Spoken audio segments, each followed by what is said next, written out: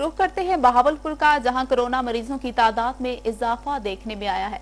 इस वक्त वहां मौजूद हैं ब्यूरो चीफ राहिल ताहिर, उनसे जानते हैं। जी राहिल ताहिर, क्या तफसीलात हैं आपके पास?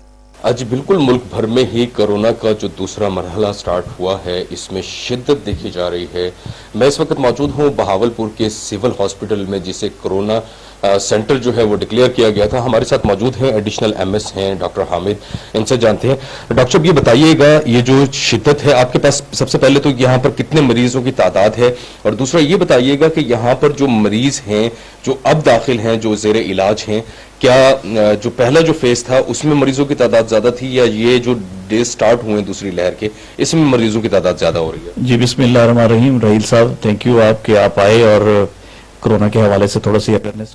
और 6 से 7 हमारे पास वो पेशेंट हैं जो आईसीयू में है विद वेंटिलेटर्स। आप ये समझ लें कि ये इस वेव, जो सेकंड वेव आई है, इतने पेशेंट तो हमारे उस पैंडेमिक बैक में भी नहीं थे जितने की इस दफा ज्यादा पेशेंट आ रहे हैं। ये चूंकि डेडिकेटेड हॉस्पिटल फॉर डिवीजन, पूरा जिले का डिवीजन का ये डेडिकेटेड हॉस्पिटल था, हमने उस वक्त भी देखा था कि आईसीयू में हमारे 2-2, 4-4 करके पेशेंट आते थे, यकदम पूरा आईसीयू भर नहीं जाता था।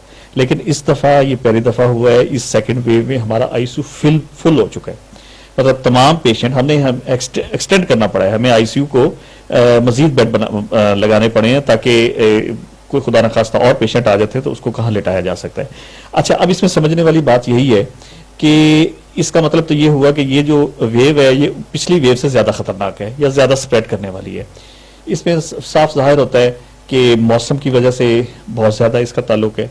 सर्दी का मौसम है, हमारे बच्चों को या हमारे बड़ों को, हमारे पाकिस्तानी खास तौर पे ड्राई वेदर होने की वजह से नज़ला, जुकाम, खांसी जरूर होता है।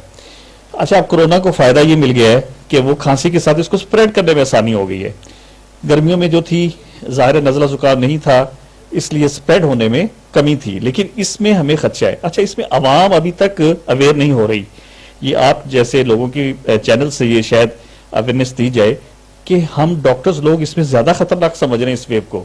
वो इसलिए कि ये खांसी, नज़ला जुकाम करने वाले ज्यादा स्प्रेड कर सकते हैं आसानी से बनिस्बत एक आम आदमी के।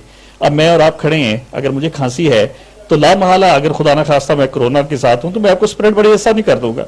ये सोचने वाली बात है, ये समझने वाली बात है, और इसमें एहतियात बहुत जरूरी है। अच्छा, अगर स्मार्ट लॉकडाउन का ऑप्शन अगर हुकूमत उस पर इम्प्लीमेंट करवा दे तो आप समझते हैं कि इस ऊपर जो है वो काबू पाया जा सकता है? उसमें गवर्नमेंट ने बड़ा अच्छा उसमें एक्टिव रोल अदा किया था कि स्मार्ट लॉकडाउन हुए, तजारती या दुकानें बंद हुई, हजूम कम हुआ, उससे काफी फायदा।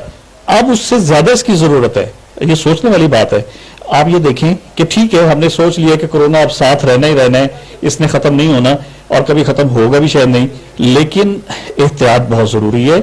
इस वेव में एहतियात पिछले से भी ज्यादा जरूरी है।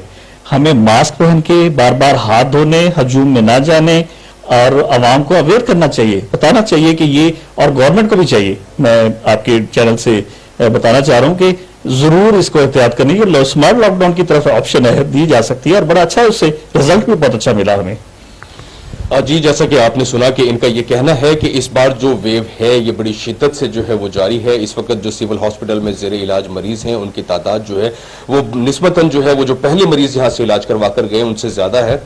इसके साथ साथ आवाम को भी जो है वो एहतियाती तदाबीर जो है वो इख्तियार करना होगी, और साथ हुकूमत वक्त भी अगर स्मार्ट लॉकडाउन की तरफ जो है वो दोबारा जाए तो इस कोरोना वबा से जो है वो बचाव मुमकिन हो सकता है।